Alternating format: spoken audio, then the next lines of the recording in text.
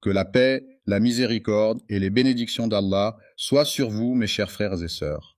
Aujourd'hui, je vais partager avec vous les détails d'un voyage qui a profondément bouleversé mes émotions et mes pensées. Imaginez un homme qui, par la volonté d'Allah, a été spécialement sélectionné pour accomplir une mission extraordinaire et pleine de sens.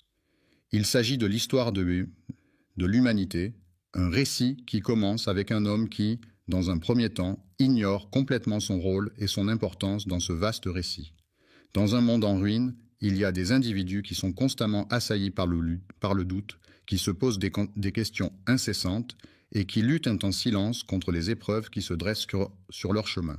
Cependant, il est indéniable que cet homme est appelé à jouer un rôle crucial dans l'évolution des événements historiques.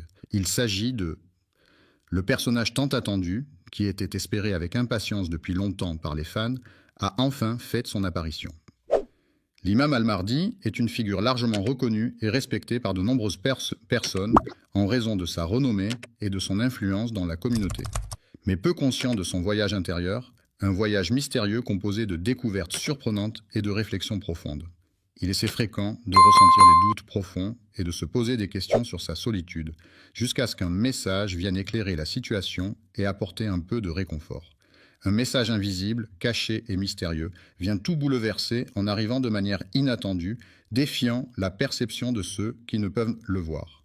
Ceux qui se contentent de regarder les choses en surface sans chercher à les approfondir passent à côté de la richesse et de la profondeur des messages divins qui leur sont adressés. Un signal silencieux est un moyen de communication qui est transmis sans produire de son audible. Cela peut être utilisé dans divers contextes pour transmettre des informations de manière discrète, sans attirer l'attention des autres. Lorsque quelqu'un choisit Allah et décide de suivre sa voie, il peut être assuré que des bénédictions et des grâces spéciales lui seront envoyées par le Tout-Puissant. Dès cet instant, sa vie sera transformée et rien ne sera plus jamais comme avant. Plus jamais les choses ne seront comme avant. Ce constat, souvent sous-estimé, implique un changement profond et durable dans la situation présente.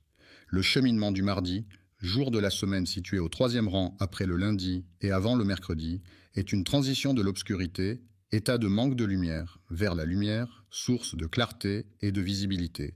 C'est également un passage du doute, état d'incertitude ou de questionnement, à la certitude, état de conviction ou de confiance absolue. Pas seulement le sien, le miroir est tendu à chacun de nous, offrant la possibilité de se voir tel que l'on est, sans artifice ni déformation, une réflexion sincère de notre propre être, ont provoqué en moi une profonde remise en question de mes croyances, de mes valeurs et de mes choix de vie.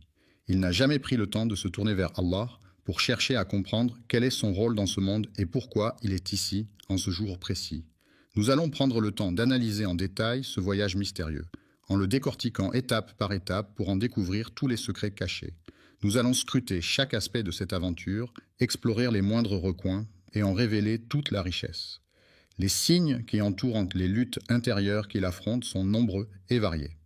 Il peut s'agir de changements d'humeur fréquents, de difficultés. Assalamu alaikum wa rahmatullahi wa barakatuh, chers frères et sœurs. Nous sommes très honorés de vous avoir parmi nous ce soir. Qu'Allah vous récompense pour chaque seconde que vous consacrez à la recherche du savoir et à l'invocation de lui. Si vous souhaitez soutenir notre travail, qu'il s'agisse de diffuser des rappels islamiques, d'accueillir des érudits ou de créer des contenus plus utiles, vous pouvez dès maintenant envoyer un super chat ou un super merci via YouTube, Inch'Allah.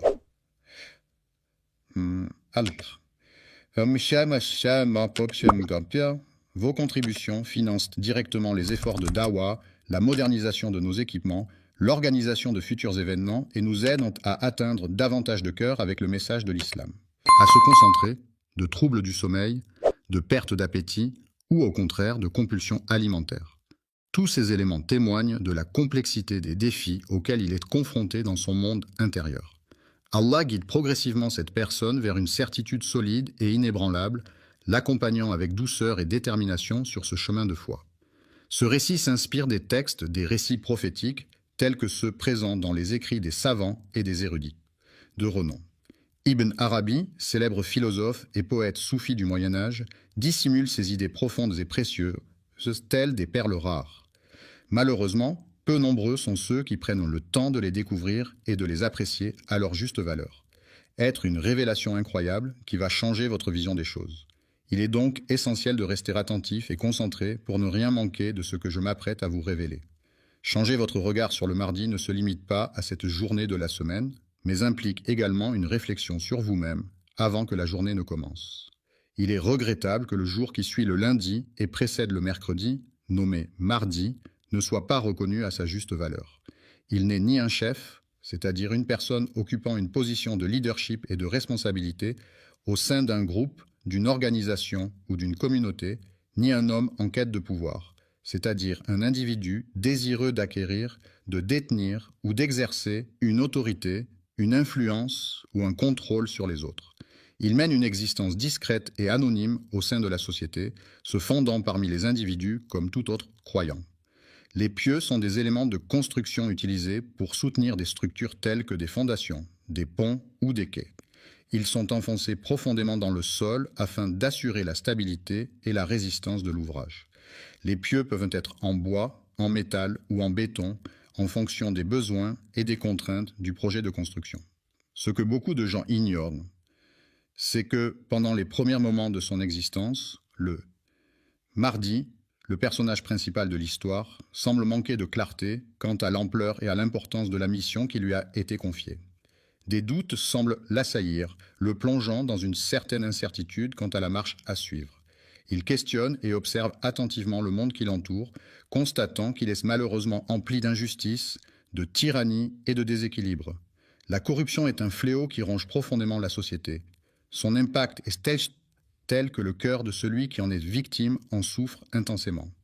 Cependant, il ignore encore la véritable nature de ce qu'il ressent, ne réalisant pas pleinement les conséquences dévastatrices de la corruption sur sa vie et sur son environnement. Le changement de comportement est souvent le premier signe révélateur qu'il se passe quelque chose d'inhabituel en lui. Il est décrit de manière détaillée et précise dans le texte. Il existe de nombreux hadiths qui mettent en avant les qualités d'un homme au comportement exemplaire, humble et pieux. Cherchant à échapper à l'agitation et à l'éclat des projecteurs, il se réfugie dans la quiétude de la nuit pour laisser libre cours à ses prières et à ses larmes.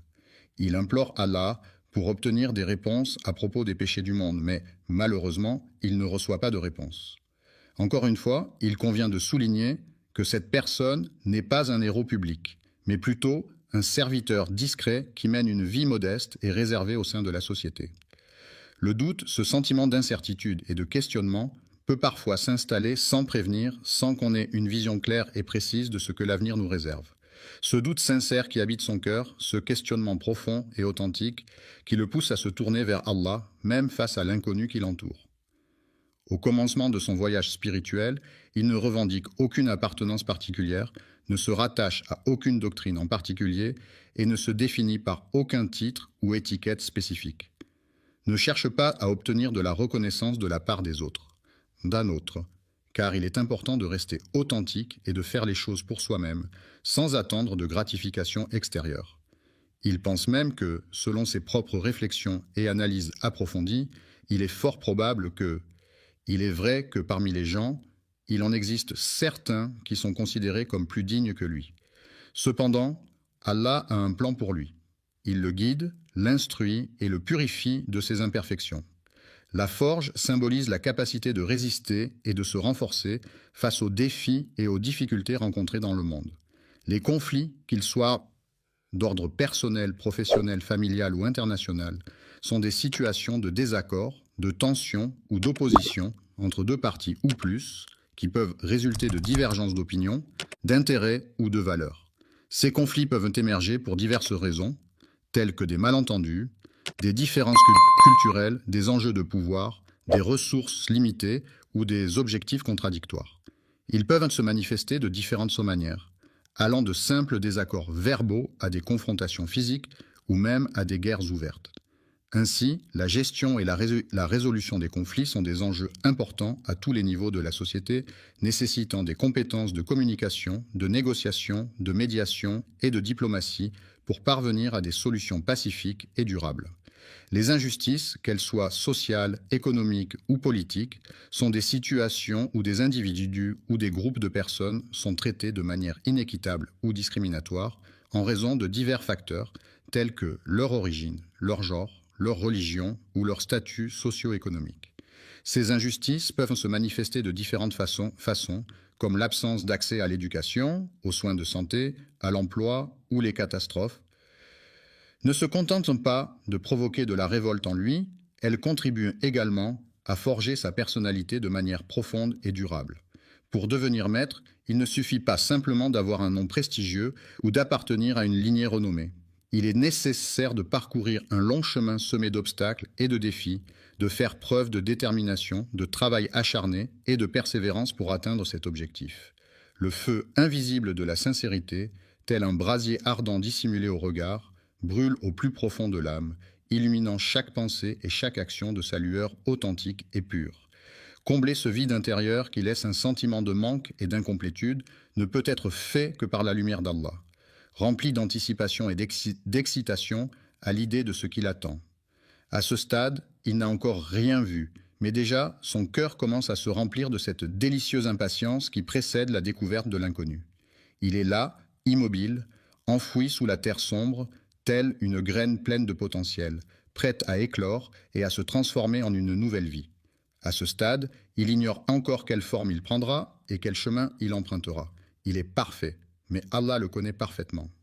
C'est précisément lorsqu'on reconnaît humblement notre ignorance que l'on atteint la forme la plus pure de connaissance.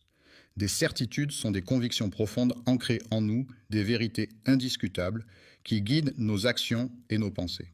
Elles représentent des éléments sur lesquels nous nous appuyons pour avancer dans la vie, des piliers sur lesquels nous construisons notre identité et nos choix. Il commence à remarquer que le monde qui l'entoure subit des changements visibles, que ce soit au niveau de la nature, de l'environnement ou de la société. Des événements troublants se succèdent à une vitesse fulgurante, provoquant des conflits armés dans différentes régions du monde. Dans les terres saintes, les alliances se brisent, la confusion s'installe et il semble que les tyrans prennent le contrôle. Les prix des produits de première nécessité s'envolent sans aucune gêne, mettant ainsi une pression financière supplémentaire sur les ménages. Pendant ce temps, les populations se retrouvent démunies, sans leadership ni direction claire pour les guider à travers ces moments difficiles. Il le voit et prend le temps de l'observer attentivement, ce qui provoque une réaction en lui. On pourrait dire que chaque événement extérieur semble résonner avec une corde invisible, profondément enfouie en nous, réveillant ainsi des émotions et des réactions insoupçonnées. Au plus profond de son être, il éprouve un sentiment de malaise face à ce désordre qui règne autour de lui, comme s'il pressentait qu'il était le prélude à une annonce importante.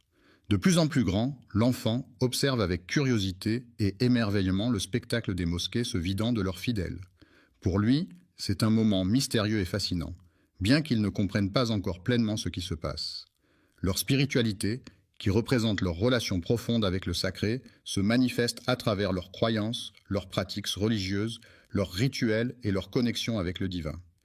Il observe attentivement la scène où les oulémas, ces érudits religieux respectés, se séparent en deux groupes distincts, chacun défendant une interprétation différente. En même temps, il perçoit nettement les cris déchirants des opprimés, témoignant de leur souffrance et de leur désespoir. Plus il observe attentivement ce monde en train de s'effondrer, plus il ressent profondément la souffrance des peuples oubliés. Il ressentait une pression intérieure grandissante qui n'était pas simplement liée à de l'ambition, mais à d'autres facteurs également. Ce n'est pas de cela dont nous parlions précédemment.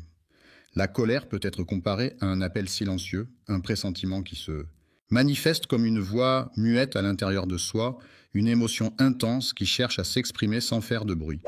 Il murmure doucement « Prépare-toi ». Mais ce qui le marque le plus, ce ne sont pas seulement les éléments extérieurs et visibles, mais aussi les aspects plus subtils et intangibles qui ont une influence profonde sur lui. Les événements extérieurs, également connus sous le nom de synchronicité, se manifestent comme des coïncidences significatives et mystérieuses qui semblent aller au-delà de simples explications rationnelles. Ces synchronicités peuvent être perçues comme des signes ou des messages provenant de l'univers, nous invitant à être attentifs aux connexions subtiles entre les différents aspects de notre vie. Ces coïncidences étranges ne peuvent être pleinement appréciées et comprises que par un cœur attentif et sensible aux signes subtils de l'univers. Il arrive parfois que cet individu tombe fortuitement sur des versets qu'il lit sans réellement chercher, et pourtant, ces versets semblent étrangement résonner en lui, comme s'ils avaient été spécialement choisis pour lui transmettre un message. Je fais l'expérience de rêves récurrents qui présentent invariablement les mêmes symboles et les mêmes scènes à chaque fois. Il est fasciné par les paroles des anciens, ces textes anciens qu'il a découverts au moment opportun et qui résonnent en lui avec une profonde signification. Cela le pousse à réfléchir profondément sur les raisons pour lesquelles ces signes l'affectent de cette manière. Les événements récents l'ont tellement affecté qu'il commence sérieusement à remettre en question sa propre perception des choses. La perception du monde ne se limite plus à celle d'un simple spectateur des événements. Elle implique désormais une implication active et une prise de conscience de notre rôle et de notre impact sur ce qui se passe autour de nous. Lorsqu'il est choisi pour devenir le témoin d'un dessein, la personne en question se retrouve dans une situation où elle ne saisit pas encore pleinement le rôle qui lui incombe. Le joueur participe activement au jeu, conscient que tout ce qu'il perçoit et expérimente est le fruit de la volonté d'Allah, et il accepte pleinement cette réalité. La conscience le bouscule fortement, le poussant à se poser une autre question qui s'avère être bien plus complexe et profonde. Troublante, je me demande si tout cela était en train de me perturber profondément et de remettre en question mes croyances les plus profondes. Lorsqu'on se prépare, c'est à ce moment que le doute évolue et prend une nouvelle dimension. Il cesse d'être simplement un doute concernant un sujet spécifique. La société peut avoir une influence majeure sur les individus, que ce soit à travers les interactions sociales, les normes culturelles ou les attentes professionnelles. De même, la politique peut également jouer un rôle important dans la vie des citoyens, en influençant les décisions gouvernementales, les droits et les devoirs de chacun.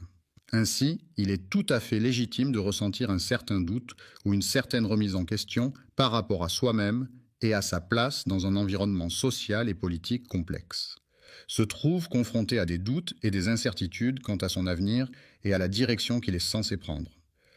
Commence à se tourner de plus en plus vers Allah, non pas dans le but de fuir, mais plutôt pour chercher réconfort, guidance et force dans sa foi.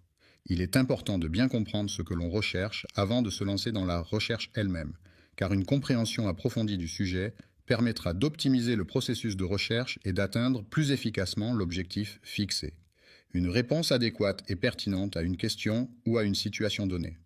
Ce qu'il ignore, c'est que cette réponse, se rapproche progressivement de lui sans qu'il en ait conscience. Discrètement, tel un faible rayon de lumière qui apparaît à l'horizon d'un cœur, timidement et doucement, apportant une lueur d'espoir et de chaleur. La nuit avance lentement, plongeant le monde dans l'obscurité. Dans ce calme profond, le sommeil enveloppe chacun de ses doux bras. C'est à ce moment, lorsque la ville entière semble retenir son souffle, que l'aube brisée attend patiemment d'être réveillée, prête à dévoiler ses secrets les plus intimes et profonds. Dans cette situation, l'âme se retrouve dans l'incapacité de s'échapper de ce qui la tourmente, ce qui se produit spécifiquement le mardi. Une crise intérieure silencieuse peut se manifester par un profond mal-être psychologique et émotionnel qui n'est pas exprimé verbalement, mais qui peut être ressenti intensément à l'intérieur de soi, sans que cela soit visible de l'extérieur. Il se trouve au cœur d'une tempête dévastatrice, une tempête invisible pour les autres, mais bien réelle pour lui, qui fait rage dans son esprit et dans son cœur, provoquant des tourments et des tumultes intérieurs qu'il doit affronter seul. Chaque jour, le cœur de cette personne est alourdi, non pas par le poids des péchés, mais par celui des responsabilités qu'elle doit assumer. Il n'a pas encore acquis une compréhension approfondie de la situation. Il commence à se poser des questions sur la nature de ses sentiments, se demandant s'il s'agit véritablement d'une forme d'amour ou simplement d'une affection profonde. Il se demande s'il est en train de vivre une simple illusion ou s'il est en train de recevoir quelque chose de réel. Une chose, un objet, un élément ou un élément spécifique. Il rêve plus souvent de rêves immenses qui se distinguent par leur précision, leur puissance et leur profondeur de sens. Des visages inconnus viennent à sa rencontre pour lui parler de différents endroits qu'il n'a jamais eu l'occasion de visiter jusqu'à présent. Il arrive parfois qu'il se retrouve entouré de personnes qu'il ne connaît pas, ce qui peut le mettre mal à l'aise et le pousser à se demander comment il s'est retrouvé dans cette situation inattendue. Il arrive parfois que des individus prêtent allégeance à une cause ou à un groupe sans réellement comprendre les raisons profondes qui les poussent à le faire. Cette situation se répète à chaque réveil, laissant la personne dans l'incompréhension de ses propres motivations. Avec le cœur profondément ému, il ne cherche pas seulement à interpréter les événements, mais il cherche avant tout à les comprendre et à en saisir toute la signification. Il cherche à comprendre les raisons pour lesquelles ses rêves reviennent de manière récurrente, c'est pourquoi il décide de se confier à quelqu'un. Allah pleure de tristesse et de compassion en observant les épreuves et les souffrances endurées par ses créatures sur terre. Je prie Allah de me guider vers la vérité absolue, de m'éclairer de sa lumière divine pour que je puisse discerner clairement le chemin à suivre. Et cette invocation ne surgit pas d'un rituel préétabli ou d'une formule figée, mais elle émerge spontanément, portée par l'émotion et la sincérité du moment. L'âme se trouve seule, sans personne autour d'elle pour comprendre ce qu'elle traverse, et elle-même ne parvient pas à saisir pleinement sa propre expérience. Il se pose des questions sur sa santé mentale, se demandant s'il est en train de perdre la raison ou s'il est simplement en train de traverser une période de confusion. Accompagné et dirigé par une personne expérimentée qui fournit des instructions et des conseils pour atteindre un objectif spécifique. Ce moment, tel que décrit par Ibn Arabi, est ce qu'il nomme la traversée du vide, une étape cruciale où l'âme se trouve dans un état de transition et d'incertitude, en quête de sens et de compréhension. Elle se trouvait dans une situation délicate, oscillant entre le doute et la certitude, entre deux mondes qui semblaient s'opposer. Il y a un ordre divin qui régit l'univers, mais il existe également une nuit spéciale, un moment de prière unique et mystérieux, connu seulement de Dieu. C'est à ce moment précis que tout bascule, que les événements prennent une tournure inattendue et décisive. Ce n'est pas un miracle venu de l'extérieur, ce n'est pas une voix provenant d'une entité extérieure. Le ciel, avec ses nuances de bleu et de blanc, inspire un profond sentiment d'apaisement et de tranquillité.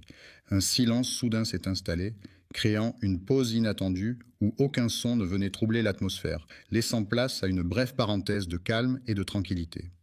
Lorsque son cœur cesse soudainement de se battre pour la première fois, il se retrouve dans un état de confusion totale, incapable de comprendre ce qui se passe en se basant sur la logique habituelle. Il ne comprend pas par des preuves concrètes, mais plutôt par la clarté de la lumière qui lui est apportée. Allah, par sa miséricorde infinie, illumine le cœur de chaque croyant en y apportant une lumière divine et bienfaisante qui guide ses pas et éclaire son chemin dans les moments de doute et d'obscurité. Dans cette lumière qui baigne la pièce, il parvient enfin à distinguer clairement ce qu'il refusait obstinément d'admettre. Il est celui qui doit assumer la responsabilité de ses actes. Allah, dans sa toute-puissance et sa sagesse infinie, prépare inlassablement et depuis des temps immémoriaux tout ce qui est nécessaire pour l'accomplissement de ses desseins divins. Ce n'est pas une source de fierté, mais plutôt une émotion négative, à savoir la peur. Après cette expérience éprouvante, il a pris conscience que le contrôle de sa propre vie lui échappait désormais, qu'il n'était plus le seul maître à bord de son existence. Le simple croyant se réveille un matin, conscient qu'il aura à se lever, à se laisser guider et à affronter l'oppression qui règne autour de lui, dans le but de rassembler les forces nécessaires pour lutter contre cette injustice. Une situation difficile et éprouvante, qui représente un poids écrasant que la plupart des gens ne pourraient pas endurer, mais malgré cela, cette peur est provoquée par le sentiment de certitude qui l'accompagne. Une certitude profonde et inébranlable qu'Allah est présent dans chaque aspect de nos vies, qu'il veille sur nous en permanence et qu'il guide nos pas à chaque instant. En sa présence, il sait qu'il pourra toujours compter sur une épaule sur laquelle s'appuyer en cas de besoin et qu'il pourra partager ses pensées en toute confiance, sachant qu'il ne sera jamais jugé et que la sincérité sera toujours au cœur de leurs échanges. Cette certitude devient sa force, car, quand Allah choisit un serviteur, il lui accorde sa protection, sa guidance et sa miséricorde, ce qui lui permet de surmonter les épreuves avec confiance et détermination. Il revêt son habit de lumière, le parant de 1000 éclats chatoyants, le rendant ainsi prêt à affronter et supporter des fardeaux que nul autre ne saurait endurer. Le Mahdi, après avoir longtemps douté, a finalement acquis une certitude inébranlable. Ce savoir, solidement ancré en lui, constitue désormais le noyau central de son être. La mission consiste en une tâche ou un objectif spécifique assigné à une personne ou à un groupe qui doit être accompli dans un certain délai et selon des modalités définies. Elle peut impliquer diverses actions, responsabilités et étapes à suivre pour atteindre le but fixé. Lorsque la certitude s'ancre profondément dans son cœur, le Mahdi ne devient pas une simple croyance, mais plutôt une conviction inébranlable qui guide chacun de ses actes et décisions. Soudainement, sans crier gare, un chef de guerre ou un personnage public décide de se retirer de la scène médiatique et de mener une vie discrète, loin des projecteurs et de l'agitation du monde. Il est conscient que le temps tel qu'il est perçu par Allah diffère de celui des hommes, et il demeure patient en attendant le signal attendu, n'est pas facilement accessible ou obtenu. Il patiente avec patience, prenant le temps d'observer attentivement son environnement. Il s'efforce d'apprendre et de se former en silence, sans faire de bruit, afin de mieux assimiler les informations qui lui sont présentées. Entre dans une phase de silence actif, ce moment où il ne ressent plus le besoin de s'exprimer verbalement. Il n'est plus tourmenté par le doute qu'il habitait auparavant et préfère maintenant laisser parler son silence, qui en dit parfois bien plus long que des mots. Dans l'attente stratégique, il est conscient que tous les événements à venir seront minutieusement planifiés et contrôlés par une entité ou une personne spécifique. Allah agit avec calme et sérénité, prenant le temps nécessaire pour chaque chose, sans se laisser emporter par la précipitation ni la confusion. Cette attente, loin d'être une perte de temps, est en réalité une période propice à la réflexion et à la préparation. L'inaction peut être vue comme une période de préparation intense pendant laquelle on réfléchit, on planifie et on se prépare mentalement avant d'agir. Il cherche à renforcer sa connexion spirituelle en pratiquant la méditation, en lisant des textes sacrés et en participant à des rituels religieux. Il prend le temps de réfléchir profondément à ses motivations et à ses objectifs, cherchant à éliminer toute forme d'ambiguïté ou de confusion. Il consacre des heures à approfondir ses connaissances et à se former dans le but d'atteindre une compréhension plus approfondie et plus nuancée des sujets qui l'intéressent. Il passe son temps à lire attentivement les récits des prophètes, des réformateurs et des guides qui l'ont précédé. Il réalise qu'il sera confronté à des défis qui ressemblent fortement à ceux que d'autres ont déjà dû surmonter par le passé. Les grands serviteurs d'Allah, tels que Moussa face à Pharaon et Ibrahim face aux défis, ont montré un courage et une détermination inébranlables dans leur mission de transmettre le message divin malgré les obstacles et les épreuves auxquelles ils ont été confrontés. L'adoration des idoles, telle que Mohammed, qui se trouvait confronté à une société entièrement immergée dans cette pratique. L'ignorance est un état de manque de connaissances ou d'informations sur un sujet particulier. Dans cette situation de manque de préparation, il arrive fréquemment qu'un message caché lui soit transmis de manière récurrente. Avertissement subtil qui résonne comme un écho lointain, à peine perceptible, mais néanmoins présent, comme un murmure porté par le vent. Les paroles des savants du passé, telles que celles d'Ibn Arabi, philosophe et mystique musulman andalou du XIIe siècle, sont riches en sagesse, en profondeur et en réflexion métaphysique. Ibn Arabi a laissé derrière lui un héritage intellectuel important, caractérisé par sa vision holistique de l'existence, sa poésie mystique et ses interprétations ésotériques des enseignements islamiques. Ses écrits ont influencé de nombreux penseurs et ont continué à susciter des débats.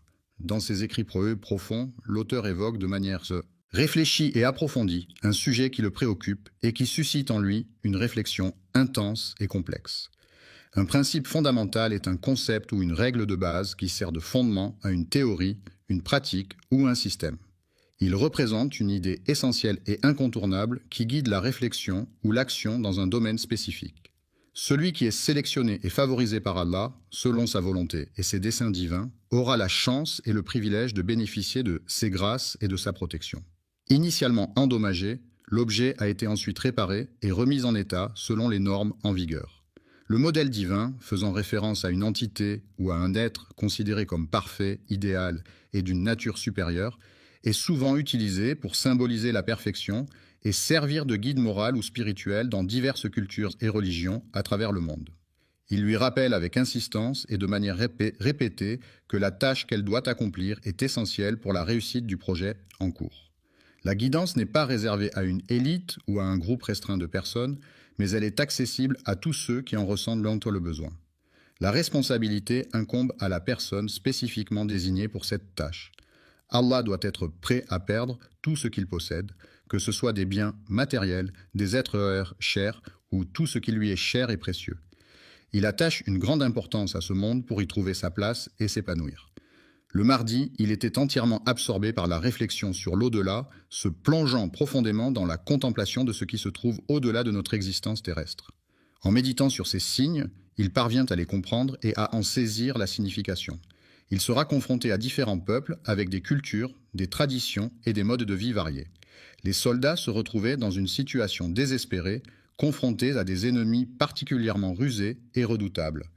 Les savants corrompus, c'est-à-dire ceux qui ont détourné leur savoir à des fins malhonnêtes, ainsi que leurs compagnons qui les soutiennent dans leurs actions répréhensibles.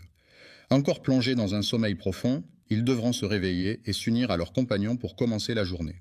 La purification de l'eau, une tâche essentielle pour garantir sa potabilité et sa sécurité sanitaire, ne pourra être réalisée efficacement en utilisant uniquement la méthode de filtration. Cette approche se caractérise par une méthode directe et sans fioriture, privilégiant une transparence totale et une honnêteté sans faille. Envers Allah, par la véracité absolue de nos croyances, par la sincérité inébranlable de notre dévotion et par la fidélité inébranlable à ses enseignements sacrés. Il est important de prendre en considération les actions qu'il a entreprises ainsi que les décisions qu'il a prises. Les paroles, qui sont les mots prononcés ou chantés dans une chanson, constituent un élément essentiel de la musique. Elles permettent de transmettre des émotions, des messages et des histoires aux auditeurs, créant ainsi une connexion profonde entre l'artiste et son public. Les paroles peuvent être poétiques, engagées, romantiques, humoristiques ou introspectives, reflétant la diversité des expériences humaines et des sentiments universels. Elles sont souvent soigneusement écrites et choisies pour leur impact et leur capacité à toucher les gens d'une manière unique et personnelle. Il est conscient du fait que les premiers à agir auront un avantage certain par rapport aux autres participants. Reconnaître sa mission et comprendre pleinement son rôle au sein de l'organisation peuvent s'avérer être des tâches ardues pour certains individus en raison de la complexité des attentes et des responsabilités qui leur incombent. Il y a un grand nombre de personnes présentes à la réunion. Il arrive parfois que même des personnes qui semblent être croyantes, il est probable qu'ils le rejetteront car il devra faire face à son plus grand combat. Il ne s'agira pas de quelque chose provenant de l'extérieur, mais plutôt de quelque chose provenant de l'intérieur. Il est tentant de déformer les faits pour les rendre plus avantageux ou pour éviter des conséquences désagréables. Cela implique d'être honnête et de ne pas altérer la réalité, même si cela peut être difficile ou inconfortable. Toutes les structures et les éléments qui l'entourent s'effondreront brusquement, le laissant ainsi au milieu des décombres et de la destruction.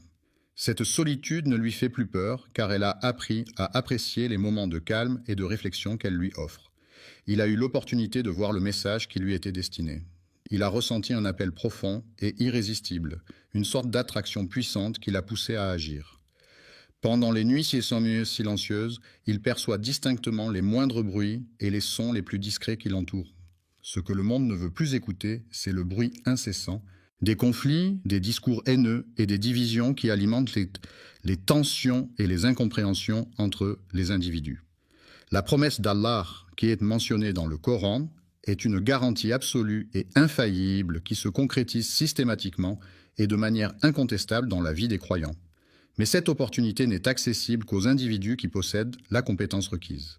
La patience, cette qualité si précieuse, consiste en la capacité à supporter les difficultés et les contrariétés avec calme et sérénité, sans se laisser emporter par l'impatience ou la frustration. La certitude est un sentiment profondément ancré en lui qui guide chacun des pas de l'imam tout au long de son voyage.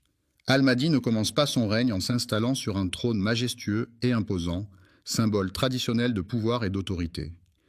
Une armée ne se définit pas seulement par la présence de soldats en uniforme et d'armes visibles, mais aussi par une lutte invisible qui se joue en coulisses, impliquant des stratégies, des alliances et des tactiques secrètes. Une douleur intérieure peut se manifester de différentes manières, que ce soit sous forme de tristesse, d'anxiété, de frustration ou de tout autre sentiment négatif qui affecte profondément une personne au niveau émotionnel. Une quête de découverte de soi, de sens et de vérité, une aventure intérieure et profonde à la recherche de son identité et de sa place dans le monde.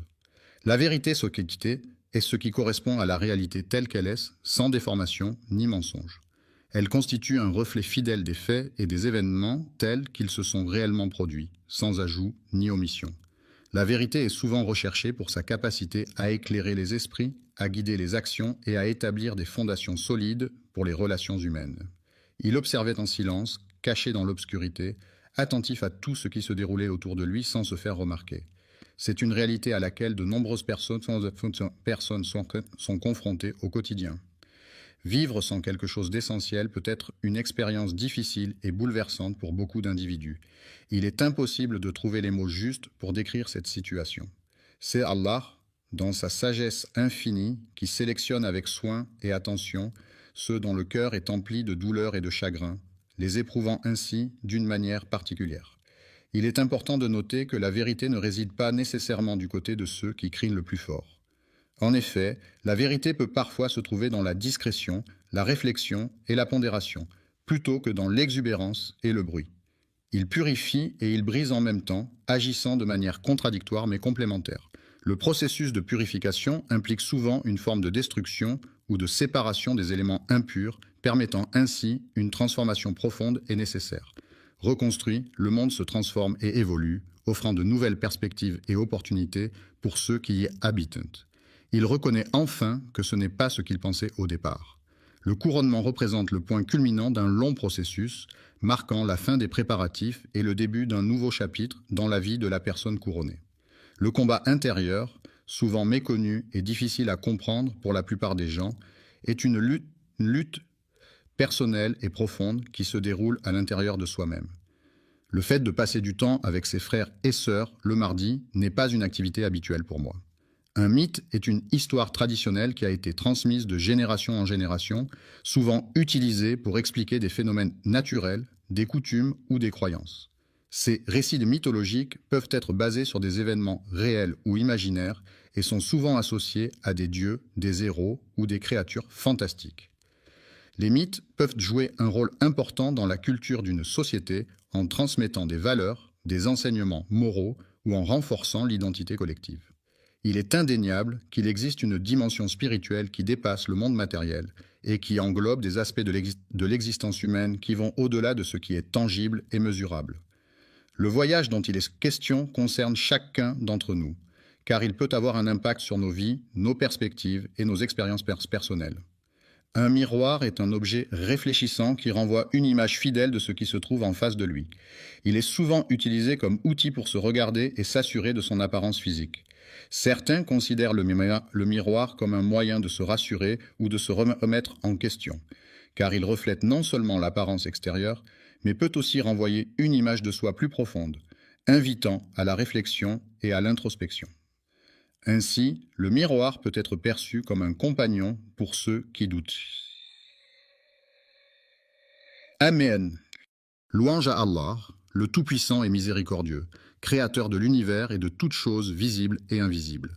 Que la paix et les bénédictions soient sur son prophète bien-aimé, le messager de la miséricorde pour l'humanité, qui a été envoyé pour guider les gens sur le droit chemin et leur apporter la lumière de la vérité et de la justice.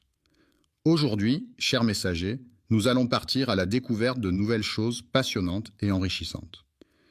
Il s'agit d'un groupe de personnes qui ont collaboré et travaillé ensemble pour la construction de la mosquée Al-Aqsa, un lieu de culte important situé à Jérusalem. Ils veulent détruire l'arche pour des raisons qui ne sont pas clairement définies. L'arche, Elisha, dans ce contexte, fait référence à un lieu ou une structure spécifique dont l'importance et la nature exacte ne sont pas explicitement mentionnées. Il est à la recherche d'une alliance qu'il désire ardemment, mais il est important de ne pas oublier quelques détails avant de commencer. Chers spectateurs, nous vous invitons cordialement à prendre quelques instants pour adresser une prière ou une pensée positive en faveur de nos frères et sœurs. Les habitants de Jérusalem se sentent opprimés en raison de diverses pressions politiques, sociales et économiques qui pèsent sur la ville depuis de nombreuses années.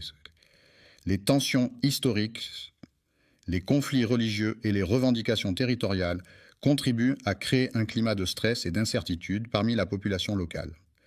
L'article pour demander la protection et la guidance divine, ainsi que la paix intérieure et la force pour faire face aux défis du quotidien. Cette vidéo représente le strict minimum que nous pouvons faire pour répondre aux attentes de notre public et maintenir notre présence en ligne. Ce que nous pouvons faire pour obtenir l'acceptation d'Allah, c'est implorer sa miséricorde et sa clémence, l'invoquer avec sincérité et dévotion, multiplier les actes d'adoration et de bienfaisance, suivre les enseignements du prophète Mohammed, que la paix et les bénédictions d'Allah soient sur lui, et chercher à améliorer constamment notre comportement et nos actions pour gagner son agrément. Les actions que nous entreprenons et les invocations que nous formulons. La mosquée Al-Aqsa est l'un des lieux les plus sacrés de l'islam, situé à Jérusalem, en Palestine. C'est le troisième lieu saint de l'islam après la Mecque et Médine. La mosquée Al-Aqsa est un symbole de la foi musulmane et de l'importance de Jérusalem dans l'histoire religieuse. La première direction de prière vers laquelle les musulmans se tournaient au tout début de l'islam, avant que la Qibla ne soit changée pour la Kaaba à la Mecque, était Jérusalem. Cela faisait partie des premières pratiques religieuses instaurées par le prophète Mohammed et ses compagnons. Les débuts de l'islam ont vu les premiers musulmans pratiquer leur foi sans encore recevoir l'ordre d'Allah de se tourner vers la Qibla. La Kaaba est également connue sous le nom de la mosquée sacrée de la Mecque. C'est un lieu de culte central pour les musulmans du monde entier vers lequel ils se tournent lors de leurs prières quotidiennes. L'islam est considéré comme le lieu béni où les anges descendent du ciel pour transmettre les messages divins. C'est également l'endroit où les prophètes, choisis par Dieu, ont prié et reçu des révélations pour guider et enseigner les croyants. Le prophète Mohammed, que la paix et les bénédictions de Dieu soient sur lui, a vécu un événement extraordinaire et miraculeux, connu sous le nom d'Isra et Miraj. Il a été transporté de la Mecque à Jérusalem lors de l'Isra, où il a effectué un voyage nocturne, et ensuite il a été élevé aux cieux lors du Miraj, où il a rencontré plusieurs prophètes et a reçu les commandements de la prière. Un voyage nocturne est un déplacement effectué pendant la nuit, lorsque la lumière du jour a disparu et que l'obscurité règne. C'est une expérience particulière qui peut offrir des sensations différentes par rapport à un voyage diurne, avec des paysages souvent transformés par la nuit et une atmosphère plus calme et mystérieuse. Le Saint-Coran est le livre sacré de l'islam révélé par Allah au prophète Mohammed, que la paix et les bénédictions, assalamu alaykum et rahmatullah, et barakatuh, mes chers frères et sœurs, qu'Allah vous bénisse tous. Avant de commencer, je tiens à vous informer que le super chat est activé sur cette vidéo. Si vous vous sentez inspiré par le message ou si vous souhaitez soutenir la chaîne et nous aider à diffuser les paroles de l'islam à travers le monde, n'hésitez pas à utiliser la fonction de super chat pendant la diffusion en direct. Chaque contribution nous aide à poursuivre ce travail de la dawa, Inch'Allah. Soit sur son prophète bien-aimé, le messager de la miséricorde pour l'humanité, qui a été envoyé pour guider les gens sur le droit chemin et leur apporter la lumière de la vérité et de la justice. Aujourd'hui, chers messagers, nous allons partir à la découverte de nouvelles choses passionnantes et enrichissantes. Il s'agit d'un groupe de personnes qui ont collaboré et travaillé ensemble pour la construction de la mosquée Al-Aqsa, un lieu de culte important situé à Jérusalem. Ils veulent détruire l'arche pour des raisons qui ne sont pas clairement définies. L'arche, dans ce contexte, fait référence à un lieu ou une structure spécifique dont l'importance et la nature exacte ne sont pas explicitement mentionnées. Il est à la recherche d'une alliance qu'il désire ardemment, mais il est important de ne pas oublier quelques détails avant de commencer. Chers spectateurs, nous vous invitons cordialement à prendre quelques instants pour adresser une prière ou une pensée positive en faveur de nos frères et sœurs. Les habitants de Jérusalem se sentent opprimés en raison de diverses pressions politiques, sociales et économiques qui pèsent sur la ville depuis de nombreuses années.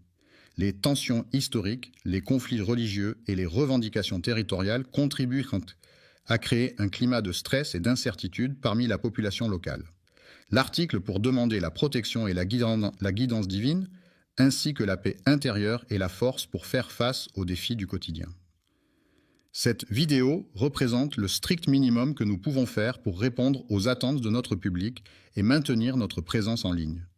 Ce que nous pouvons faire pour obtenir l'acceptation d'Allah, c'est implorer sa miséricorde et sa clémence, l'invoquer avec sincérité et dévotion, multiplier les actes d'adoration et de bienfaisance, suivre les enseignements du prophète Mohammed, que la paix et les bénédictions d'Allah soient sur lui, et chercher à améliorer constamment notre comportement et nos actions pour gagner son agrément, les actions que nous entreprenons et les invocations que nous formulons.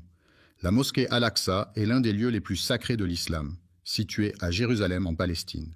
C'est le troisième lieu saint de l'islam après la Mecque et Médine. La mosquée Al-Aqsa est un symbole de la foi musulmane et de l'importance de Jérusalem dans l'histoire religieuse. La première direction de prière vers laquelle les musulmans se tournaient au tout début de l'islam, avant que la Qibla ne soit changée pour la Kaaba à la Mecque, était Jérusalem. Cela faisait partie des premières pratiques religieuses instaurées par le prophète Muhammad et ses compagnons. Les débuts de l'islam ont vu les premiers musulmans pratiquer leur foi sans encore recevoir l'ordre d'Allah de se tourner vers la Qibla. La Kaaba est également connue sous le nom de la mosquée sacrée de la Mecque. C'est un lieu de culte central pour les musulmans du monde entier, vers lequel ils se tournent lors de leurs prières quotidiennes. L'islam est considéré comme le lieu béni où les anges descendent du ciel pour transmettre les messages divins. C'est également l'endroit où les prophètes, choisis par Dieu, ont prié et reçu des révélations pour guider et enseigner les croyants. Le prophète Mohammed, que la paix et les bénédictions de Dieu soient sur lui, a vécu un événement extraordinaire et miraculeux, connu sous le nom d'Isra et Miraj. Il a été transporté de la Mecque à Jérusalem lors de l'Isra, où il a effectué un voyage nocturne, et ensuite il a été élevé aux cieux lors du Miraj, où il a rencontré plusieurs prophètes et a reçu les commandements de la prière. Un voyage nocturne est un déplacement effectué pendant la nuit, lorsque la lumière du jour a disparu et que l'obscurité règne. C'est une expérience particulière qui peut offrir des sensations différentes par rapport à un voyage diurne, avec des paysages souvent transformés par la nuit et une atmosphère plus calme et mystérieuse. Le Saint-Coran est le livre sacré de l'islam révélé par Allah au prophète Muhammad, que la paix et les bénédictions d'Allah soient sur lui à travers l'archange Gabriel. Louange à Dieu qui a permis à son serviteur de voyager de nuit. Le serviteur travaille à la mosquée sacrée, un lieu de culte important pour les musulmans situé à la Mecque. Alhamdulillah, je vois un beau soutien arriver dans le super chat, qu'Allah récompense chacun de vous. Votre soutien nous aide à atteindre plus de cœurs et d'âmes avec la beauté de l'islam. Si vous regardez et souhaitez également participer, cliquez simplement sur l'icône super chat et envoyez votre message. Jazakum Allah khayran. En Arabie Saoudite. Nous continuons notre réflexion sur la mosquée Al-Aqsa, lieu saint situé à Jérusalem, dont nous avons béni les alentours. La mosquée Al-Aqsa, également connue sous le nom d'Al-Aqsa, est située à Jérusalem et est considérée comme le troisième lieu saint de l'islam. Il est recommandé de voyager vers la ville de Médine après avoir visité la mosquée sacrée de la Mecque. Cette ville est en effet un lieu saint pour les musulmans, car c'est là que se trouve la mosquée du prophète ainsi que sa tombe. De plus, Médine est riche en histoire et en spiritualité, offrant aux visiteurs l'opportunité de se plonger davantage dans la culture islamique. La ville de la Mecque, située en Arabie Saoudite, est un lieu saint pour les musulmans du monde entier. C'est là que se trouve la mosquée du prophète Mohammed, appelée Masjid al-Haram. Cette mosquée a une histoire riche et ancienne qui remonte à plusieurs siècles. C'est le lieu de pèlerinage annuel pour des millions de fidèles lors du Hajj, l'un des 5 piliers de l'islam. La Terre Sainte est une région chargée d'histoire et de spiritualité depuis des millénaires. De nombreux prophètes y ont vécu et prié, laissant ainsi une empreinte indélébile sur ce territoire sacré. Protection. Cependant, malgré les mesures mises en place pour assurer sa sécurité, cette mosquée bénie a été la cible de nombreuses tentatives visant à perturber sa tranquillité et sa sérénité. La ville sera le théâtre de la grande destruction causée par les croisés, qui laisseront derrière eux un paysage de ruines et de désolation. La bataille de la fin des temps, également connue sous le nom de la bataille finale, est un événement majeur dans de nombreuses croyances et religions à travers le monde. Elle est souvent décrite comme le point culminant de l'histoire humaine, marquant la fin des temps tels que nous les connaissons. Selon certaines traditions, cette bataille sera suivie du rassemblement de l'humanité au jour du jugement dernier, où chacun sera jugé selon ses actions et ses croyances. Le jugement a eu lieu à l'endroit où se trouve la mosquée Al-Aqsa. La mosquée Al-Aqsa est située à Jérusalem, plus précisément sur le mont du Temple, dans la vieille ville. C'est le troisième lieu saint de l'islam et un site d'une grande importance historique et religieuse pour les musulmans. La ville est située dans la région du sud-est de Jérusalem, qui se trouve au cœur de la Palestine. Elle a été érigée sur une zone géographique spécifique, marquée par son histoire et sa culture. Une colline très haute et centrieuse, connue sous le nom de la colline de Moria Al-Aqsa, est composée de plusieurs éléments distincts. La ville regorge de bâtiments et de monuments, comptant plus de 200 sites remarquables tels que des dômes imposants, des églises historiques, des musées renommés, des statues emblématiques et bien d'autres merveilles architecturales à découvrir. Le cours des mosquées est orné de magnifiques mihrabs, de majestueux minbars, de hauts minarets, de puits d'eau fraîche et de nombreux autres éléments architecturaux et décoratifs. La mosquée Al-Aqsa, située à Jérusalem, a été construite en premier par le calife omeyyade Abd al-Malik au 8e siècle. Elle est considérée comme le troisième lieu saint de l'islam, après la Mecque et Médine. Un lieu de prière qui a été construit sur terre après la mosquée sacrée de la Mecque, qui est le lieu le plus saint de l'islam et vers lequel les musulmans du monde entier se tournent pour prier. Un jeune homme, âgé d'une vingtaine d'années, se tenait debout devant le magasin, observant attentivement les passants. Le prophète a exprimé une parole pleine de sagesse et de guidance dans un hadith rapporté par l'un de ses compagnons fidèles. Abou est un artiste talentueux qui excelle dans le domaine de la musique, où il déploie tout son savoir-faire et sa passion pour offrir des créations uniques et captivantes à son public. La musique est un art universel qui se manifeste à travers une combinaison de sons organisés de manière harmonieuse, rythmée et mélodieuse. Elle peut évoquer des émotions, des souvenirs, des sensations et des pensées, et elle est présente dans toutes les cultures à travers le monde, jouant un rôle important dans la vie quotidienne des individus. J'ai demandé au messager d'Allah une question importante concernant un sujet. Avant de terminer, je tiens à remercier tous ceux qui ont soutenu via Super Chat aujourd'hui, qu'Allah accepte votre sadaqa et bénisse votre risque. N'oubliez pas d'aimer, de partager et de vous abonner si vous avez trouvé cette vidéo bénéfique. Et si vous souhaitez soutenir le contenu futur, Super Chat est toujours disponible pendant nos sessions en direct. Gardez-nous dans vos doigts et jusqu'à la prochaine fois. Assalamu alaikum wa rahmatullahi wa barakatuh. Religieux qui me préoccupait. La première mosquée jamais construite sur terre est la mosquée sacrée à la Mecque. C'est en effet le lieu saint le plus ancien de l'islam, où les musulmans se rendent en pèlerinage pour accomplir le Hajj. J'ai posé une question, puis il a répondu en me disant qu'il se rendait à la mosquée. Le hadith a été rapporté par l'imam al-Bukhari dans son recueil de hadiths authentiques, ainsi que par l'imam Muslim dans son Sahih, qui sont parmi les recueils les plus fiables et les plus respectés dans la tradition islamique.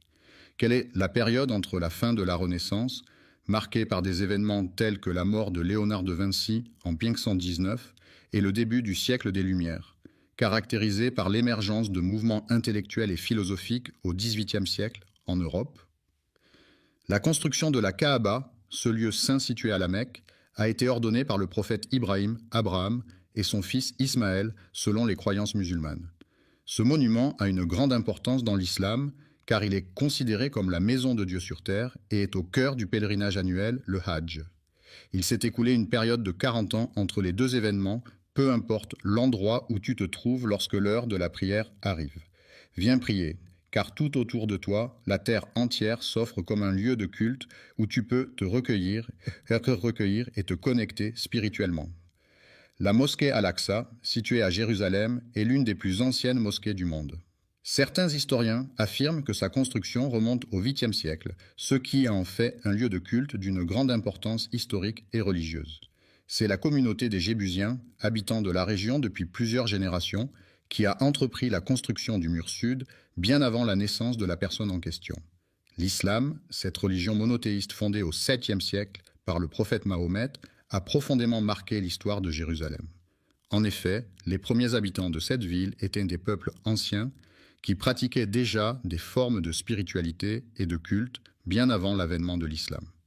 Ce sont les habitants de la région qui ont construit la ville avant l'arrivée du prophète Ibrahim, que la paix soit sur lui. Abraham, le prophète bien-aimé d'Allah, a accompli ses prières avec une ferveur sincère et profonde dans cette magnifique mosquée. Il a prié pour le bien-être et la guidance de son fils bien-aimé Ismaël, ainsi que pour son autre fils Isaac, que la paix soit sur eux. Le petit-fils, c'est-à-dire le fils du fils ou de la fille d'une personne, est un membre de la famille qui occupe une place particulière. Il est généralement le descendant direct d'un grand-parent et est souvent choyé et aimé par ses grands-parents. Le lien qui unit un grand-parent à son petit-fils est souvent très fort et empreint de tendresse et de complicité. Yacoub, que la paix soit sur lui, a également vécu dans cet endroit. Le contrôle de Jérusalem, ça a été transféré à plusieurs reprises au cours de l'histoire. les pharaons ont exercé leur domination sur les Amalécites pendant une longue période, jusqu'à ce qu'Allah envoie un messager pour mettre fin à cette situation. Le prophète Daoud, que la paix soit sur lui, a été chargé par Dieu de guider et de conseiller les enfants d'Israël, en les rappelant à l'importance de suivre les enseignements divins et de rester sur le droit chemin. Le fils du prophète entreprit un projet de reconstruction et d'agrandissement de la mosquée Al-Aqsa. Sulayman, que la paix soit sur lui, a hérité du trône de son père, le roi David, ainsi que de la sagesse et de la richesse qui accompagnaient cette responsabilité. Après avoir reçu une prophétie, il a entrepris de réhabiliter la mosquée Al-Aqsa, transformant ainsi ce lieu en un endroit de culte plus accueillant et propice à la prière pour les fidèles de la communauté.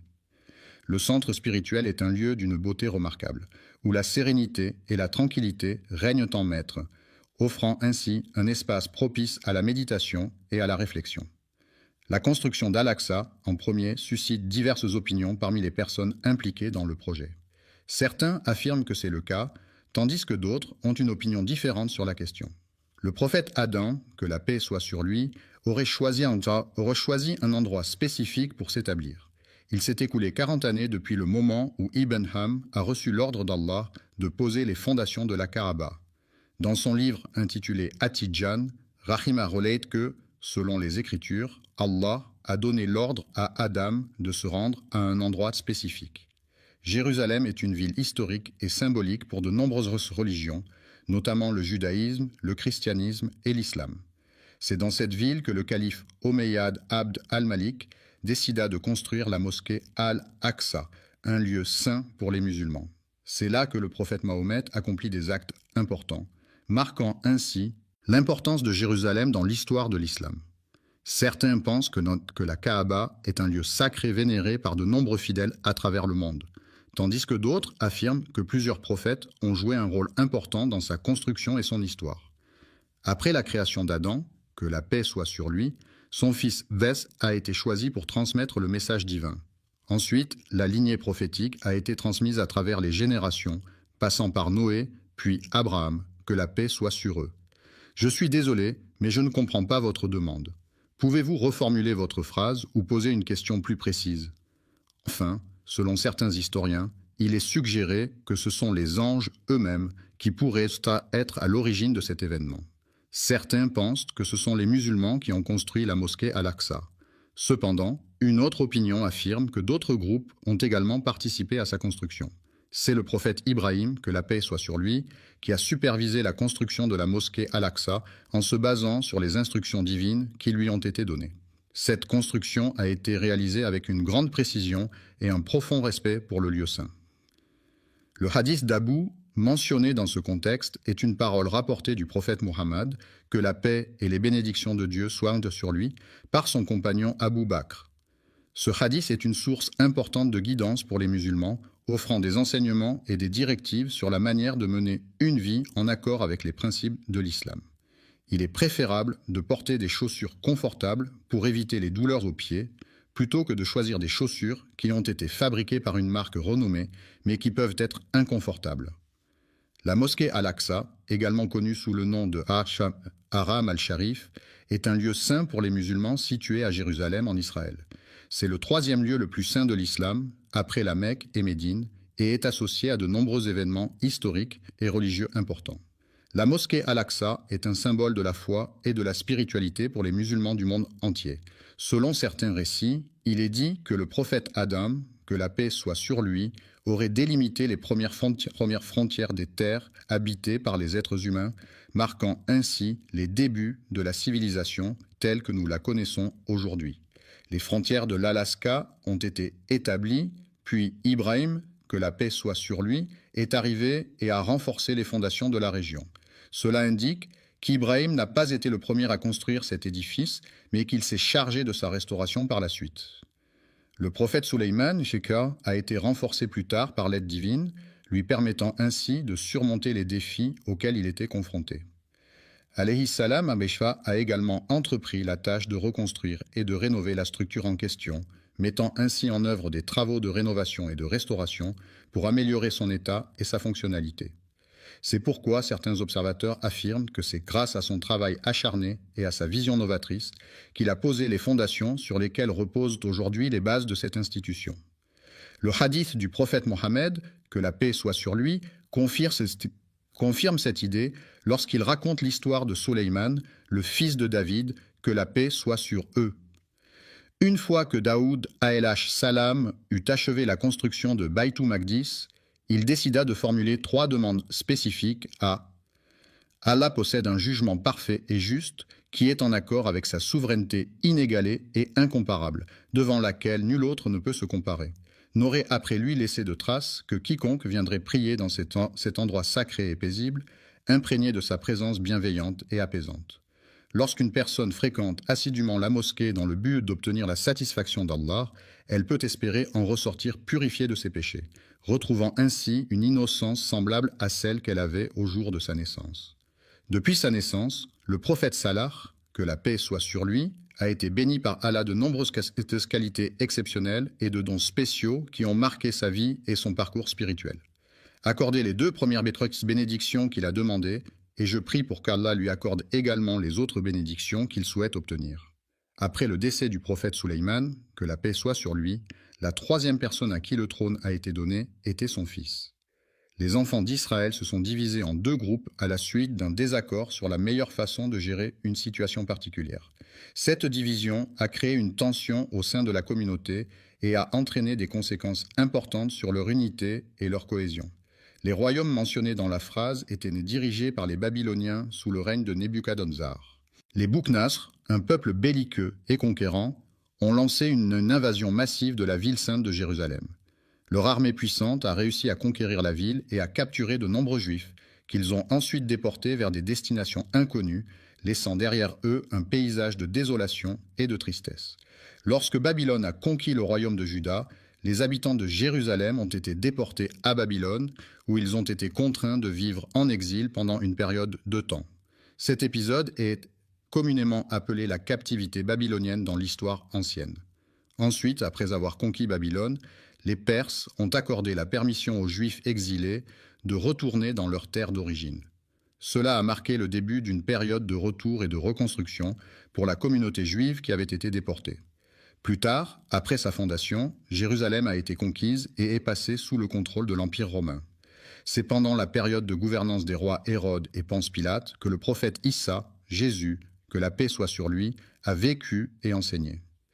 Les habitants de la région attendaient avec impatience l'arrivée de l'islam qui allait apporter des changements significatifs dans leur vie quotidienne, notamment en termes de croyances, de pratiques religieuses et de valeurs.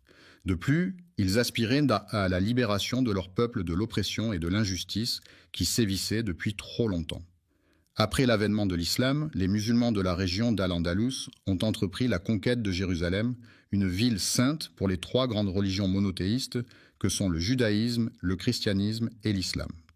Cette conquête a marqué un tournant majeur dans l'histoire de la région, avec des implications politiques, religieuses et culturelles profondes. Le califat de Ouar ibn al-Attab, qui était le successeur du prophète Mohammed dans la gouvernance de la communauté musulmane, prit la décision de la restauration de la mosquée Al-Aqsa, qui a été laissée à l'abandon pendant des siècles, est un projet majeur qui vise à redonner à ce lieu de culte toute sa splendeur et sa fonctionnalité. Ce processus de restauration implique non seulement la rénovation des structures physiques de la mosquée, mais aussi la préservation de son histoire et de sa signification culturelle et religieuse. Tout au long de l'histoire, le bâtiment principal a été le cœur névralgique de l'ensemble du site, accueillant divers événements, cérémonies et activités essentielles à la vie de la communauté. La prière à la mosquée Al-Aqsa et à la mosquée Al-Qibli, sous le règne du calife Omeyyade Mouawiya Ayyer, était un acte de dévotion important pour les fidèles de l'époque. Ces lieux saints revêtaient une grande importance spirituelle et symbolique, et les croyants affluaient en grand nombre pour y accomplir leurs prières, exprimant ainsi leur attachement à leur foi et à leur communauté religieuse. Abifian a pris la décision de restaurer entièrement sa maison, la reconstruisant en utilisant des matériaux solides tels que la pierre. Ce projet de rénovation a été réalisé avec soin et minutie, dans le but de redonner à la maison son éclat d'antan. Le règne du calife Abd al-Malik ibn Marwan a été marqué par une phase de rénovation d'une ampleur sans précédent. Durant cette période, de nombreux projets de construction et de réaménagement ont été entrepris dans tout le califat, témoignant de la volonté du calife de moderniser et d'embellir les villes sous son autorité. Il a été décidé de construire le dôme du rocher à proximité de la mosquée Al-Aqsa. Cet édifice, également appelé Qubbat as-Sakra, a été érigé sur l'esplanade des mosquées à Jérusalem. Une question cruciale se pose. Pourquoi est-ce qu'ils veulent détruire? Quels sont les motifs qui les poussent à vouloir causer une telle destruction? La mosquée Al-Aqsa, également connue sous le nom de Haram al-Sharif, est un lieu saint pour les musulmans situé à Jérusalem, en Palestine. C'est le troisième lieu le plus saint de l'islam, après la Mecque et Médine. La mosquée Al-Aqsa est un symbole de l'histoire et de la spiritualité islamique, et elle est un lieu de prière et de rassemblement pour les fidèles du monde entier. Allah nous a déjà mis en garde contre les manigances des Juifs qui cherchent à semer la corruption dans le monde. Il est important de rester vigilant et de ne pas tomber dans leurs pièges, car leur objectif est de semer le chaos et la discorde. Dans le Coran, Allah mentionne qu'il a établi des décrets pour les enfants d'Israël, comme il est écrit dans le Livre saint. Il est fort probable que vous rencontriez la corruption sur Terre à plusieurs reprises, car il s'agit malheureusement d'un phénomène récurrent qui peut se manifester de différentes manières et à différents moments de votre vie. Les personnes qui élèvent le Coran avec un orgueil excessif révèlent en réalité leur nature profonde et leur manque d'humilité. Leur complot est un plan, élaboré et soigneusement conçu, dans lequel ils excellent en utilisant la ruse et la manipulation pour parvenir à leur fin. Le mensonge est un acte qui consiste à déformer la vérité dans le but de tromper autrui.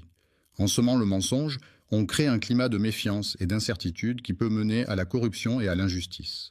En effet, lorsque les individus sont induits en erreur par des mensonges, ils peuvent prendre des décisions préjudiciables pour eux-mêmes ou pour autrui. De plus, le mensonge peut détourner les gens du chemin de la vérité et de l'intégrité, les éloignant ainsi de valeurs essentielles à une société juste et équilibrée.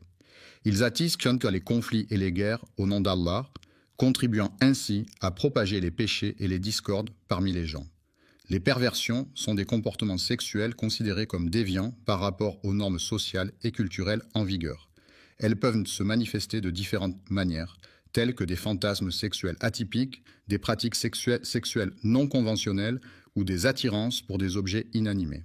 Ces comportements peuvent être source de souffrance pour la personne qui en est affectée, ainsi que pour son entourage. Les individus en question ont commis l'acte de mettre fin à la vie des prophètes, en plus de les avoir diffamés et rejetés. Les mécréants ont exprimé leur hostilité envers les anges d'Allah, ces êtres célestes purs et dévoués, chargés de transmettre les messages divins et d'exécuter les commandements du Créateur de l'univers.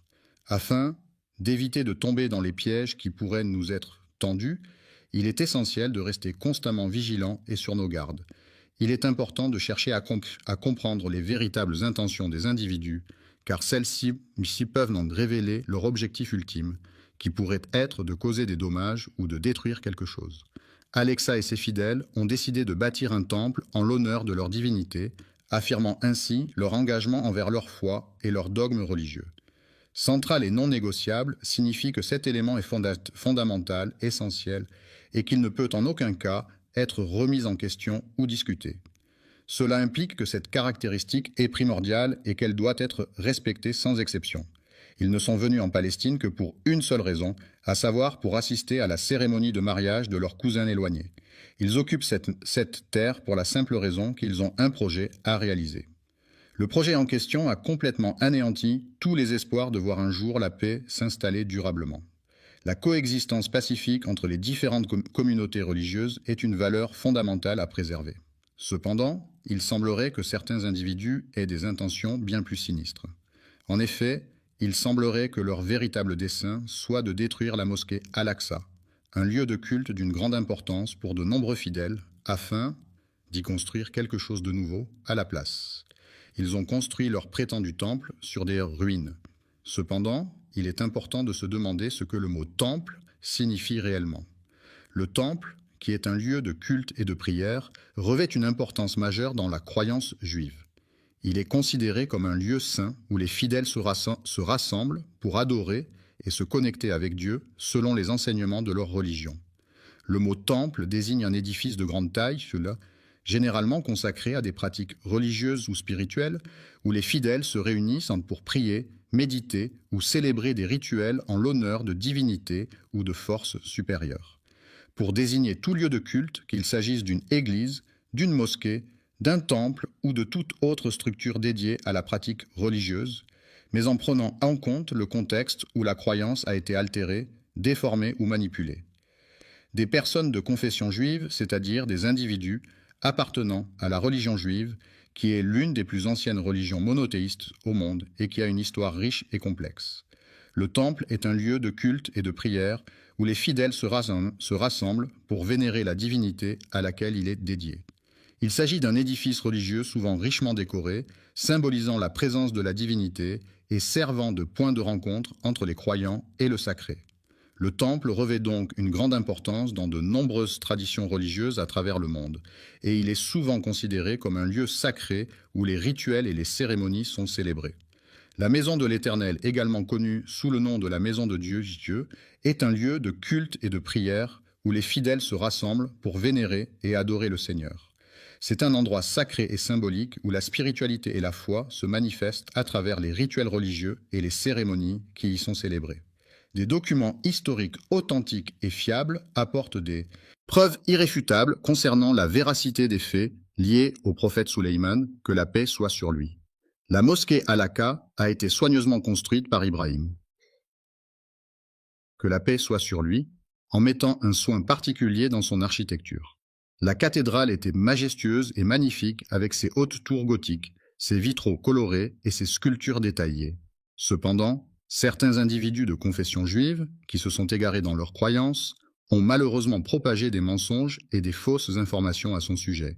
Ils ont attribué cette construction à leur temple, dédié au dieu de la prospérité et de la fertilité, un lieu de culte important pour la communauté locale où les fidèles se rassemblent régulièrement pour prier et célébrer des rituels traditionnels.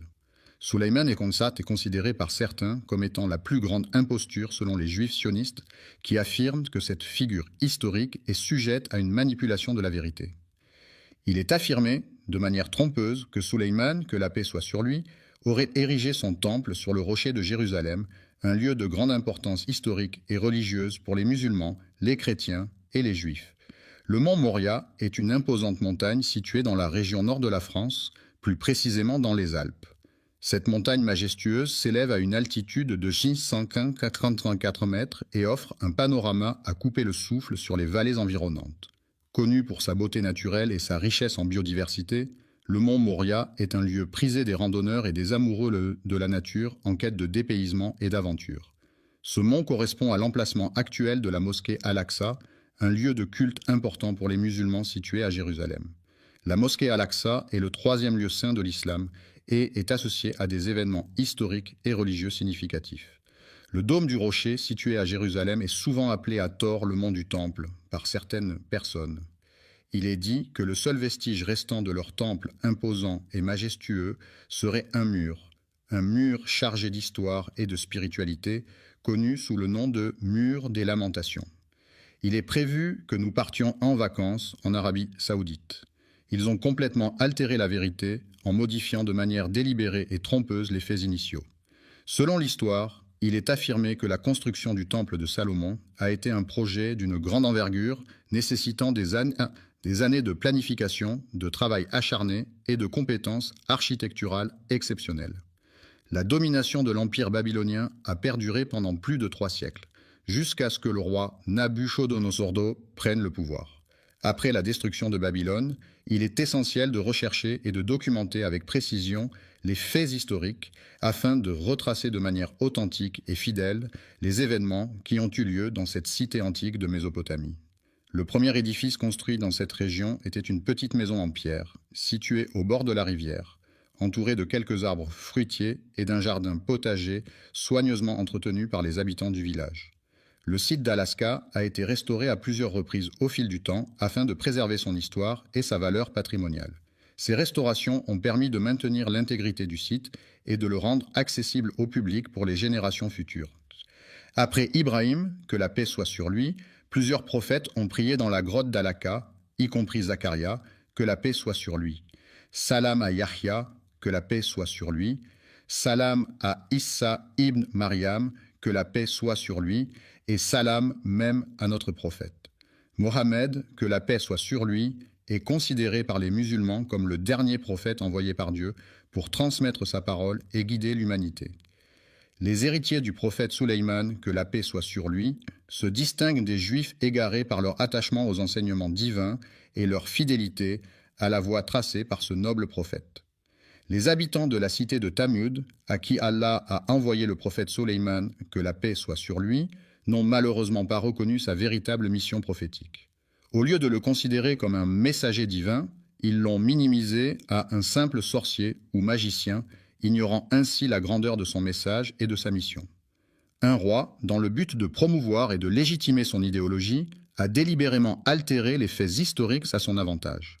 Le sionisme est un mouvement politique et idéologique qui prône l'établissement et le soutien d'un État juif en Israël, considéré comme le foyer national du peuple juif. Ce mouvement a émergé à la fin du XIXe siècle en réponse aux persécutions et discriminations subies par les Juifs en Europe. Sulayman, paix soit sur lui, a entrepris la construction de la mosquée Al-Aqsa dans le seul but de créer un lieu dédié à l'adoration exclusive d'Allah, où les fidèles pourraient se rassembler pour prier et se rapprocher de leur Créateur. L'adoration pure d'Allah, qui consiste à reconnaître et à vénérer uniquement le Créateur de l'univers, est en opposition totale avec ce que les Juifs considèrent comme une imposture, c'est-à-dire des croyances ou des pratiques qui ne sont pas en accord avec la pureté de l'adoration divine. Le prophète Sulayman, que la paix soit sur lui, a construit le temple d'Al-Aqsa dans le but spécifique de le consacrer à l'adoration exclusive d'Allah. D'Allah le très miséricordieux et le très clément. L'unicité de Dieu est un concept fondamental dans de nombreuses religions monothéistes, telles que le christianisme, l'islam et le judaïsme. Il s'agit de la croyance en un seul Dieu, suprême et indivisible, qui est à l'origine de toute création et qui détient un pouvoir absolu sur l'univers. Cette unicité divine est souvent associée à des attributs, tels que l'omnipotence. La glorification d'Allah, qui est l'adoration la plus élevée et la plus pure, est un acte de dévotion profonde et de reconnaissance envers le Créateur de l'univers, qui mérite d'être loué et honoré en tout temps et en toutes circonstances. Honnête, franc, véridique, authentique, loyal, fidèle, intègre, droit, véritable, loyal, franc, direct, sans détour, sans hypocrisie, sans mensonge, sans dissimulation, sans tromperie, sans faux semblant, sans artifice, sans feinte, sans déguisement, sans dissimulation, sans arrière-pensée, sans calcul, sans malice, sans duplicité, sans fourberie, sans supercherie, sans tricherie, sans tromperie, sans duperie, sans subterfuge, sans ruse, sans mensonge, sans dissimulation, sans hypocrisie, sans faux semblant, sans artifice, sans déguisement, sans dissimulation, sans arrière-pensée, sans calcul, sans malice, sans duplicité, sans fourberie, sans supercherie, sans tricherie, sans tromperie, sans duperie, sans subterfuge, sans ruse. Ils ont commis le grave péché de falsifier la parole d'Allah en lui associant des partenaires, shirk, ce qui est une transgression majeure aux yeux de l'islam. L'associationnisme est une théorie psychologique qui postule que les idées se forment par association d'éléments simples pour créer des concepts plus complexes. Cette approche met l'accent sur les liens entre les idées et les expériences passées, soulignant l'importance des associations mentales dans la formation de la pensée et du comportement. Ils ont proféré des insultes à l'encontre d'Allah, le Tout-Puissant, en commettant l'acte odieux de prendre la vie de personnes innocentes. Les prophètes, dans différentes traditions religieuses à travers le monde, sont des individus considérés comme des messagers de Dieu ou des divinités. Ils jouent un rôle crucial en transmettant des messages divins, en guidant les croyants sur le chemin de la foi et en les exhortant à suivre les préceptes religieux. Ces figures prophétiques sont souvent vénérées pour leur sagesse, leur intégrité et leur dévouement à la spiritualité, et sont source d'inspiration pour de nombreux fidèles cherchant à approfondir leur relation avec le divin. Le prophète Daoud, paix soit sur lui, est totalement innocent de toute implication dans le polythéisme de son peuple. Il a toujours maintenu sa foi en un Dieu unique, malgré les pratiques polythéistes de ceux qui l'entouraient. Leur mensonge consiste à revendiquer de manière mensongère un héritage qui ne leur appartient pas légitimement. Mais il est important de souligner que les individus en question ont été identifiés comme étant des individus qui ont tendance à ne pas dire la vérité, à avoir des comportements pervers et à agir de manière malhonnête. Les criminels se demandent pourquoi les Juifs ont choisi de venir en ce lieu. La Palestine n'est pas simplement un lieu où les gens viennent chercher refuge ou une nouvelle maison, mais c'est aussi une terre chargée d'histoire, de culture et de traditions profondément enracinées. Lors de la période de colonisation, les colons avaient pour objectif principal de propager leur religion et de convertir les populations autochtones à leur foi. L'idéologie en question repose entièrement sur une interprétation erronée d'une prophétie issue du Coran, un texte sacré de la tradition judaïque. Ils ont falsifié des documents dans le but de prendre le contrôle des lieux saints de Jérusalem, considérés comme la terre promise dans les textes religieux. Leur objectif final est de détruire la mosquée d'Al-Aqsa, un lieu saint pour les musulmans, situé à Jérusalem, et de construire à la place ce qu'ils appellent un nouveau bâtiment. Selon leurs croyances, l'accomplissement de cette mission est perçu comme un moyen de garantir le salut et la protection des Juifs, conformément à la volonté d'Allah à leur égard. Il est nécessaire de mettre en place une stratégie efficace pour anéantir complètement leurs croyances dans le temple, en s'assurant de démanteler chaque pilier de leur foi et en mettant en place des mesures pour éviter les conflits qui pourraient nous amener à nous entretuer, car la protection de soi et de nos proches est une priorité essentielle. Les frères se battent contre leur mal, comme tu le sais déjà. Ô Allah, je te prie de les anéantir complètement, de les réduire à néant et de les éliminer de manière totale et définitive. La bénédiction est présente sur terre, dans les profondeurs de la mer et même dans les vastes étendues du ciel. Que la paix soit sur notre prophète signifie que nous souhaitons que la tranquillité, la sécurité et la bénédiction divine accompagnent et protègent le prophète. Mohammed, il est important que nous restions solidaires les uns avec les autres, en nous soutenant mutuellement dans les moments difficiles et en faisant preuve d'empathie et de compassion. Frères et sœurs en Palestine, unissons-nous dans un esprit de solidarité et de fraternité pour faire face ensemble aux défis qui se dressent devant nous et pour œuvrer à la construction d'un avenir meilleur pour notre peuple. Nos prières ferventes et nos efforts inlassables dédiés à leur bien-être et à leur succès. Le soutien est une aide, un appui ou un accompagnement apporté à une